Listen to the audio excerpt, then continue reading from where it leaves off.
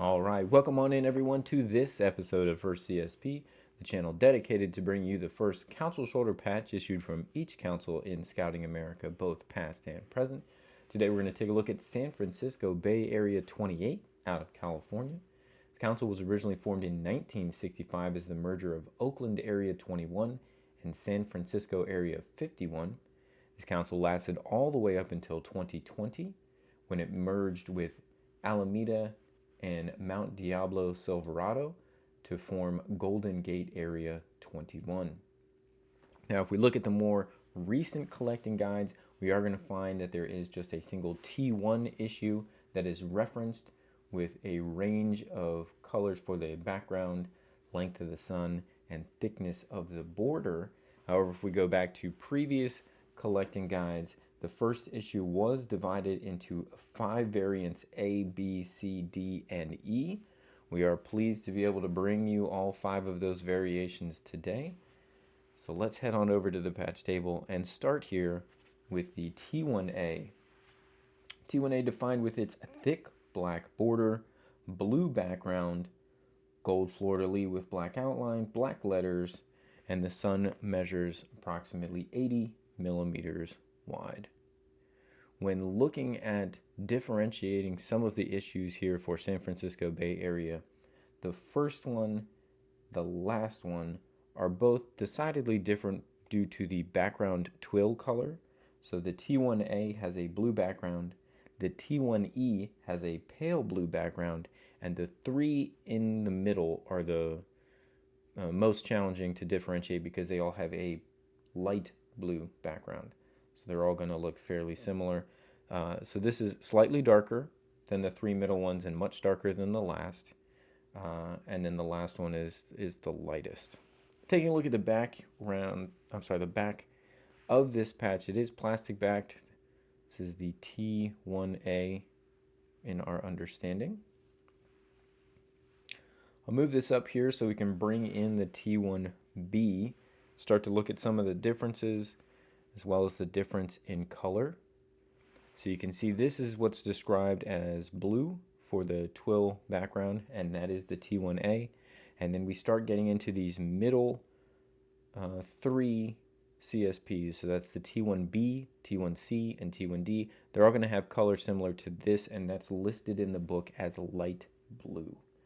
So we believe this one to be the T1B with its black border, light blue background, gold fleur-de-lis with black outline, black letters, and the sun, again, approximately 80 millimeters wide. We are going to see some differences in the imagery and how things are sewn over here on the left. I mean, to me, it kind of looks like it's a drum, but I don't know if that represents something specific in the San Francisco Bay Area. If you know, please drop it in the comments below. I'm not sure what these are representative of. We also definitely get some differences in the quality of the stitching over time with these production runs. Let's see if I can get that focus back a little bit. Some of them are going to look a little more crisp than others, certainly. And we can see minor variations as far as the thickness and the outline here of the sun, much thicker here on this second one. This T1B that we have, also plastic backed. Kind of move up as we go through.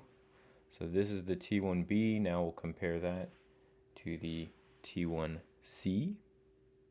We're going to notice the background twill colors are approximately the same. This one looks more to me like a smooth twill, whereas this does have some slight grain, but both of them fairly similar. The T1C defined with its black border, light blue background, gold fleur-de-lis with black outline, black letters, and now the sun is a bit wider, so this is now listed as 85 millimeters. It is the second widest measure of those listed. So 80 on the first 2. This is now out to 85. Taking a look at the back here, also plastic backed for the T1C. Get our focus back. There we go. And we can see the stitching here on the lettering. This is probably the most readable so far. We have some kind of feathering out laterally in the first issues, and actually the T1A in my opinion, is kind of one of the worst offender. That's a little bit harder to read. It's just not the most crisp stitching there. Whereas the T1C looks really nice, in my opinion, comparatively. All right, so moving on through, we've got one more that's going to be this same light blue background as far as its description goes, and that is the T1D. Again, we're finding similar color variation here.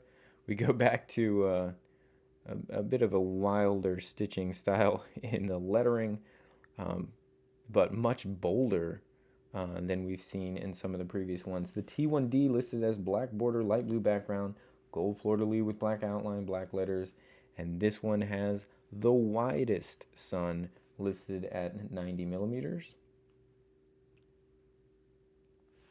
When we take a look at this one, the back of this one happens to be cloth.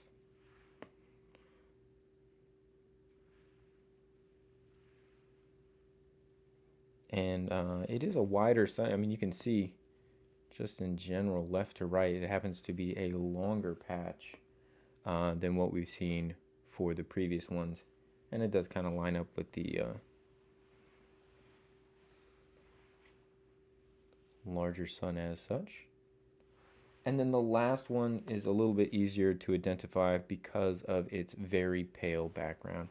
So this pale background is going to be your T1E, black border, pale blue background, gold fleur-de-lis with black outline, black letters. They also do list this sun as being 90 millimeters wide. So it also does have that same wide sun on it. But this one's a little easier to pick out because it is so much lighter than all the rest.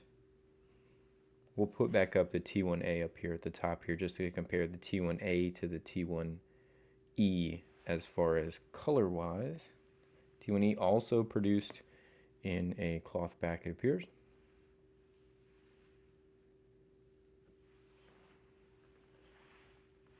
We'll put that T1A back up here at the top.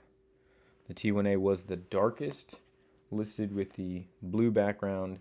Again, the three in the middle were light blue backgrounds, and then we get this one T1E at the very end being a pale blue background.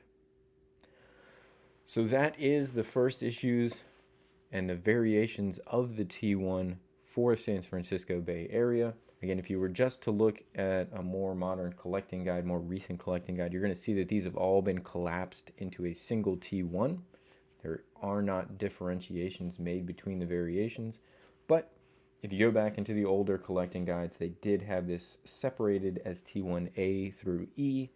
My guess is often looking back at these older collecting guides, when new production runs were done, they were just labeling the next production run looking different enough as its own variation. And so my guess is they did 5 orders, 5 production run orders of this T1, and those came out as A, B, C, D, and E. Hopefully you have found this informative. Have you seen all of the A through E variants of the T1 for San Francisco Bay Area? Let us know in the comments. Again, there are just a few of these older council issues where we find so many variants of the first issue. I can only think of a handful like this. I do always find it interesting to try and go out, collect them so that we can bring them here to you on the channel. We do hope that you enjoy that. We certainly enjoy that as collectors. It's kind of part of the fun, is going through and trying to find those individual variations, pick out the differences, and find that you've got all of them together to now bring them here on the channel. We're back every single day with brand new episodes. We'll be back tomorrow with another new episode. We do hope to see you then, and want to thank you so much for stopping in and making us a small part of your day. We'll be back tomorrow, so until then, hope you guys have a great rest of your day.